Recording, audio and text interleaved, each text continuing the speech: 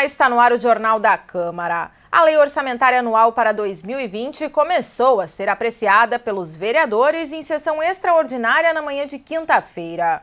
O texto recebeu 842 emendas. Das 12 proposições analisadas até o momento, 5 foram aprovadas pelos parlamentares. O prefeito Nelson Marquesan Júnior esteve no Legislativo em outubro para a entrega da Lei Orçamentária Anual para 2020. A receita total estimada pelo município para o próximo ano é de 7 bilhões e 900 milhões de reais. Já o déficit projetado é de 336 milhões de reais. Nesta semana, os vereadores deram início à apreciação da LOA com uma novidade: as emendas impositivas. Cada parlamentar pode executar até R$ 1.200.000 do orçamento, mas metade deste valor precisa obrigatoriamente ser destinada à área da saúde. Autor do projeto que instituiu as emendas impositivas em Porto Alegre, o vereador Cássio Trogildo acredita ser uma forma dos parlamentares terem garantia sobre a aplicação dos recursos. Eu sou daqueles que defendo que o orçamento tem que ser todo de execução obrigatória, porque o orçamento hoje, tirando a parte impositiva, que é 0,65, ele é uma lei autorizativa. As votações de orçamento vocês estão acostumados a acompanhar, vai até 1h da manhã, 2h da manhã, 3h da manhã, e não existia nenhuma obrigatoriedade de cumprimento. Então era uma falácia, era praticamente um trato falso com as coisas da cidade.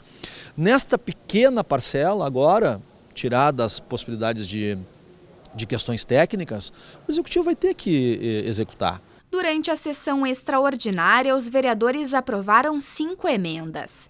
2 delas, de autoria dos vereadores Mauro Zacher e Márcio Binzeli, do PDT, estabelecem recursos para a elaboração de um plano de prevenção contra incêndios para a Companhia de Artes. Também recebeu parecer favorável o reconhecimento das entidades de proteção animal como utilidade pública.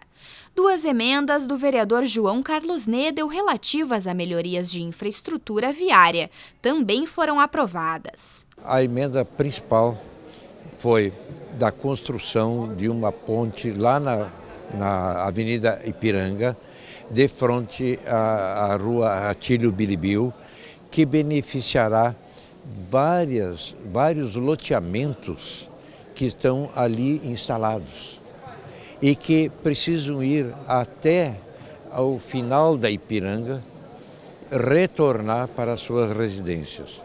Então essa ponte ela vai diminuir um pouco mais do que 2 quilômetros de trânsito pela Avenida Ipiranga e vai beneficiar, assim, eu acho que umas 10 mil pessoas que ali moram. A votação da Lei Orçamentária Anual deve ser retomada na sessão plenária da próxima segunda-feira. Os vereadores têm até o dia 5 de dezembro para concluir a votação da Lei Orçamentária Anual. E a regulamentação do transporte escolar em Porto Alegre foi debatida no período de comunicações na sessão plenária de quinta-feira. Trabalhadores que atuam no setor questionam partes do projeto de lei encaminhado pela Prefeitura ao Legislativo da capital. Eles defendem a aprovação de 8 emendas à proposta do Executivo. Kátia Henriques explicou que as alterações ao texto do governo foram sugeridas pelos transportadores, setor que congrega cerca de 700 trabalhadores em Porto Alegre. Segundo ela, as mudanças têm o objetivo de garantir a manutenção do segmento, sem ampliação de taxas, com a possibilidade de circulação nas faixas exclusivas e o direito de transferência do serviço no caso de impedimento do titular, como em situações de falecimento, por exemplo. Isso é uma das brechas que estão abertas na lei, né? E que a gente precisa legalizar. O que nós queremos é regularizar essa situação, né? Existe todo um trâmite de inventário que a família tem que seguir e como não estão aprovadas em lei a transferência, né? Nós não tratamos de uma transferência, nós não estamos preocupados com o comércio. Justamente nós queremos evitar esse comércio. Nós estamos buscando justamente a transferência de hereditariedade, que passe de pais para filhos, para esposos, para esposas, e isso não está seguro em lei ainda, e é o que nós buscamos. A expectativa é de que o projeto seja votado na primeira quinzena de dezembro. Ao se manifestar manifestarem sobre o tema, os parlamentares se mostraram sensíveis ao apelo da categoria quanto à aprovação das emendas. Condutor de ônibus por 24 anos na capital, o vereador Paulinho Motorista exaltou o serviço de qualidade prestado pelos transportadores escolares. Eu sou favorável ao transporte escolar e vamos votar tudo que for para facilitar a vida do transportador escolar, que eles precisam, eles merecem, eles correm atrás, e a gente não pode colocar lei para atrapalhar o transporte escolar, e sim para ajudar, para que eles tenham a qualidade de trabalho tranquilo ali, e eles vêm proporcionando isso aí para as famílias já conhecem o tiozinho e a tiazinha lá que transportam.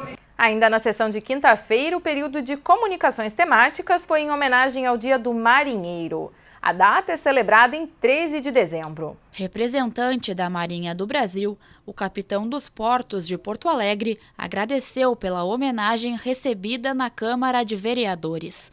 Conforme Rafael Silva dos Santos, a Marinha realiza um trabalho patriota, protegendo as riquezas do país e cuidando da população. O militar destacou que o Dia do Marinheiro é celebrado em 13 de dezembro, data do aniversário do almirante Joaquim Marques Lisboa. O dia 13 de dezembro é o dia do nascimento do nosso patrono, o almirante Tamandaré, Joaquim Marques Lisboa. Ele é era um cidadão do Rio Grande, né? E ele representa todos os bons valores de determinação, de lealdade, de justiça que hoje nós marinheiros levamos e transmitimos de geração a geração. A homenagem foi proposta pela presidente do Legislativo. A vereadora Mônica Leal reforçou a importância do trabalho de defesa e soberania realizado pela Marinha do Brasil. Também parabenizou a instituição pelas atividades realizadas com as populações ribeirinhas, além da atuação no recente caso de vazamento de óleo no litoral brasileiro. A parlamentar salientou ainda que a Marinha do Brasil é a primeira força armada do país a permitir a atuação de mulheres. A reunião da Comissão de Educação nesta semana foi marcada pelo lançamento do Protocolo de Prevenção à Violência nas Escolas. O Previne foi elaborado pela sociedade civil a partir de debate promovido pelo Legislativo da capital. O documento traz orientações que podem ser adotadas pelas redes de ensino com a intenção de promover a cultura de paz. O lançamento do protocolo no plenário Ana Terra contou com a presença da professora da Faculdade Latino-Americana de Ciências Sociais.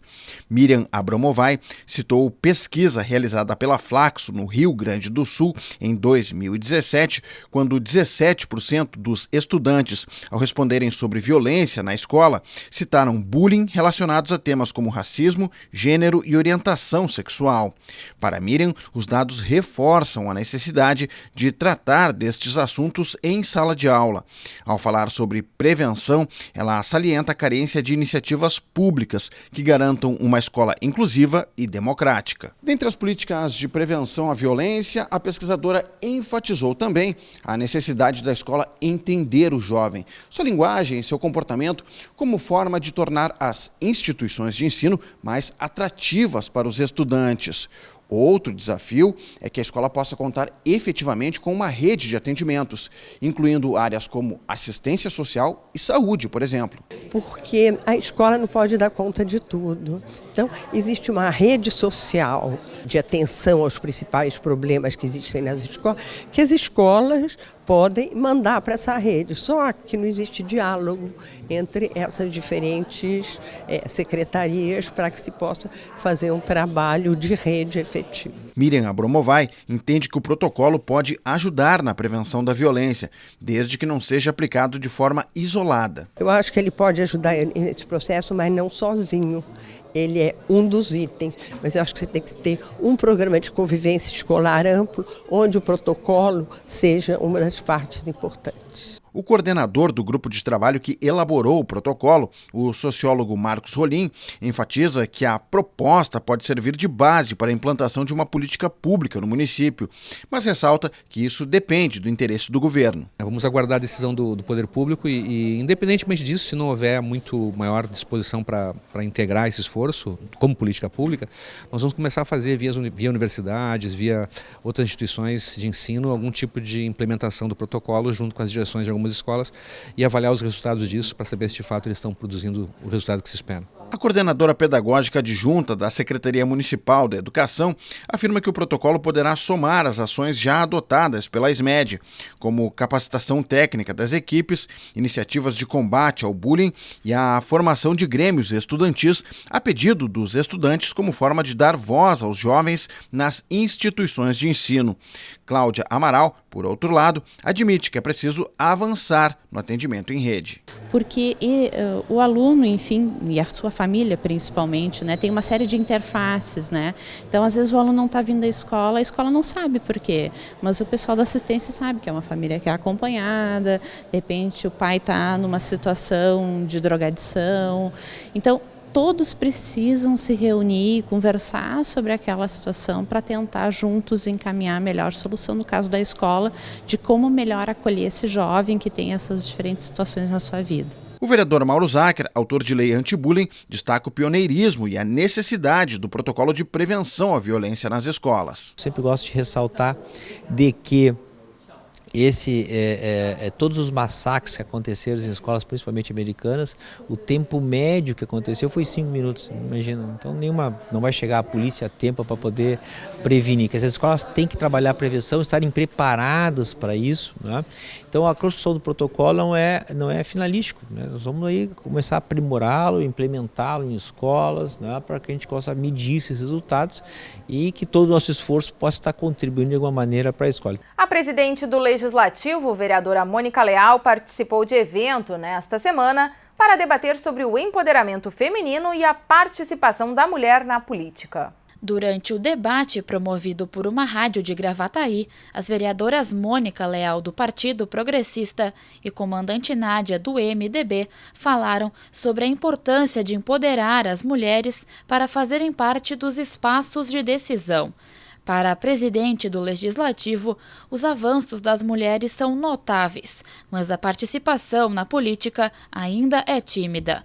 A parlamentar lembrou ainda que é a 4ª mulher a assumir a presidência da Câmara Municipal de Porto Alegre e ressaltou o apoio do pai, Coronel Pedro Américo Leal, para seguir o caminho político. A Câmara de Vereadores concedeu o título de cidadão de Porto Alegre ao comandante militar do Sul, general de Exército Geraldo Antônio Mioto.